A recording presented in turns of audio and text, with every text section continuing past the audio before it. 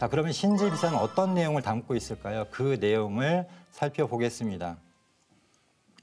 신지비사의 원문은 그 일부가 전하고 있습니다. 어디에 전하냐면 고려사에 전하는데요.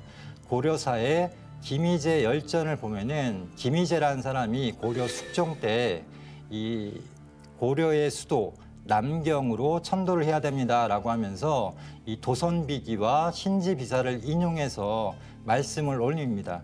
그중에 이제 신지비사 내용이 나오는 건데요. 뭐라고 하냐면 신지비사에서 말하기를 저울추와 저울접시에 비유하자면 저울대는 부소량이며 저울추는 오덕지이고 저울머리는 백아강이다, 이런 말을 합니다. 이게 무슨 얘기냐면 단군조선 때 쓰여진 신지비사의 기록에 보면 단군조선은 수도가 세 곳이었습니다. 그래서 그걸 삼경이라고 합니다.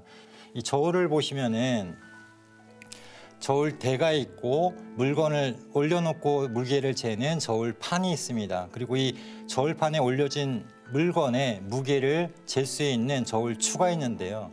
이 저울추와 저울판이 서로 균형을 맞춰야만 이 무게를 잴 수가 있기 때문에 이 세 곳의 수도가 서로 균형을 맞춰야 된다라는 것이 바로 신지비사의 어떤 핵심 내용입니다. 그런데 신지비사에서는 이 진안과 마안과 번안에 각각 진안은 저울대고 그다음에 마안은 저울판이고 번안은 저울추다. 그래서 저울대는 부소량이고 저울추는 오덕지고 저울판은 백아강이다라고 이야기를 했습니다. 그래서 진안은 바로 이쪽이죠.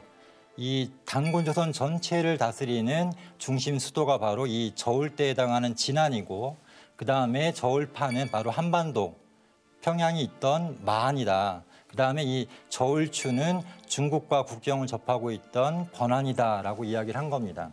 그래서 이 삼경을 두고 서로 균형을 잘 맞추면 어떻게 되냐? 이곳의 도읍을 정하면 70개 나라가 항복하여 조공을 바칠 것이며 라고 돼 있습니다. 70개 나라라고 하면 단군조선이 70개의 나라를 다스리는 천자국이었다라는 걸 알 수가 있습니다. 실제로 단군세기의 기록을 보면은 이 대단군 왕건께서 이 천제를 지낼 때 그 참석한 나라들의 숫자가 기록이 돼 있습니다. 거기에 보면 대국이 2, 소국이 20, 음락이 3,624곳이다라고 기록이 돼 있는데요. 이 대국 2은 당연히 마한과 번안을 뜻합니다. 그리고 소국은 20국이 있는데 굉장히 대국보다는 작지만 큰 규모라는 걸 알 수가 있고요. 이 음락이 3,624곳이다라고 하면은 좀 사람들이 믿기가 어려울지도 모르겠는데 이 홍산문화의 하가점하층문화 유적을 보면은 지금까지 발견된 것만 해도 2,000여 곳이 넘습니다. 근데 그 규모가 사실은 지금의 오한기, 그러니까 우리나라로 치면은 약 충청남도 정도의 면적에 해당합니다. 단군조선은 그보다 훨씬 더 큰 강역을 갖고 있었기 때문에 이 음락이 사실은 3,600곳보다 더 클 확률이 높은 거죠. 그래서 이렇게 많은 거수국은 뭐냐면 이 제후국들을 가리키는 순수 우리말입니다. 그래서 이 거수국들을 거느리고 있던 단군조선은 천자국이었다라는 걸 알 수가 있습니다. 이 내용은 신지비사에 기록이 돼 있고 또 그 내용이 고려사에 인용이 돼 있기 때문에 명백하게 알 수 있는 것입니다. 그래서 이 삼경을 두게 되면 결론은 뭐냐? 신기를 수호할 수 있다라고 돼 있습니다. 자, 이 내용은 이 신지비사의 원문인 서유사가 단군세기에 기록이 돼 있습니다. 그래서 이 서유사의 원문에 보면은 이런 내용이 나옵니다. 수미균 평이하야 내덕호 신정이로다. 이 신기가 아니고요. 이 국사편찬위원회에 올라와 있는 신지비사의 원문은 지금 사실은 해석을 좀 잘못하고 있습니다. 원래 오원시 형태로 돼 있는데 그 끊어 읽기를 지금 잘못해놔가지고 신기라고 해석을 한 건데요. 실제로는 신정으로 해석을 해야 됩니다. 그래서 신정은 뭐냐? 삼신의 정기를 뜻합니다. 자, 이 삼신의 정기가 잘 보존이 되면은 어떻게 되느냐? 저울의 머리와 꼬리를 정밀하게 하여 수평을 잘 잡을 수 있다면 나라를 융성하게 하고 태평성대를 보장받을 것이고 만약 비유를 들은 세 곳의 땅을 버린다면 왕업은 쇠퇴할 것이다 라고 돼 있습니다. 자, 이 저울은요, 사실은 어디서 온 거냐면 북두칠성으로부터 온 것입니다. 그래서 이 북두칠성은 사기의 천간서에 보면은 선기옥경을 살펴 칠정을 다스린다, 바로잡는다라고 돼 있습니다. 자, 하늘을 보면은 천문을 보면 가장 중심에는 북극성이 있고요.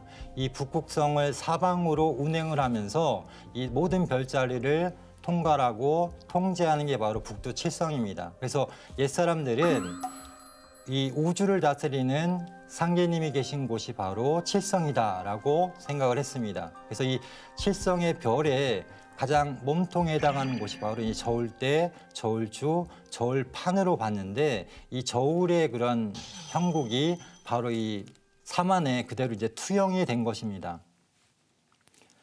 자, 그래서 이 서효사의 마지막 분이 뭐가 돼 있냐면 이 삼경 제도를 둔 이유가 무엇이냐면 하늘에 삼신이 있고 그 삼신의 정기를 보존하는 땅에, 그러니까 삼신이 이모하는 땅이 바로 사만이기 때문에 사만에는 삼경을 두어야 하고 그 삼경을 둠으로써 그 정신을 보존하고 진실로 삼신 상계님을 섬기는 데에 왕의 그 나라의 흥업이 달려 있다. 그래서 뭐라고 돼 있냐면 성제사 천신이라고 돼 있습니다.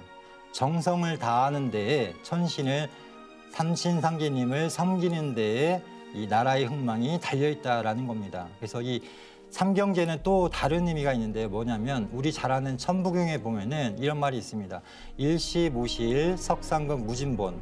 하나는 무에서 시작해서 셋을 이루어서 완성된다. 그래서 이 하나가 잘 보면 처음에는 하나인 것 같지만 실제로 들어가서 보면은 삼국으로 펼쳐진다는 것입니다. 그래서 하늘에 삼신이 있고 땅에는 사만이 있고 또 그 사만의 주인이 바로 인간이기 때문에 인간을 삼랑이라고 불렀습니다. 자, 이 삼경제도는요, 단군조선에 있었기 때문에 이걸 그대로 본따서 고구려에도 삼경제도가 있었습니다. 아마 처음 듣는 분도 많을 텐데요. 고구려도 평양성, 국내성, 한성이라고 하는 삼경을 두었습니다. 그리고 고려도 삼경을 두었죠. 이 고려는 처음에는 중경, 서경, 동경을 두었습니다. 자, 이 삼경을 고려는 어떻게 두은 거냐면, 자, 중경은 이제 당연히 중심 수도고요. 서경은 뭐냐면 평양에 두었는데 고구려를 뜻합니다. 그래서 고구려와 백제와 신라를 통일했기 때문에 고려는, 그래서 고구려, 백제, 신라에 해당하는 그곳에 각각의 수도를 뒀던 겁니다. 그래서 서경은 고구려, 동경은 경주니까 신라가 되는 것입니다. 그런데 이 남경을, 이 동경을 없애고요.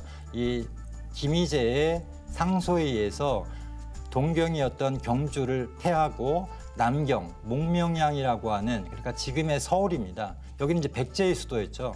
그래서 이 남경을 바꾸게 되는 것입니다.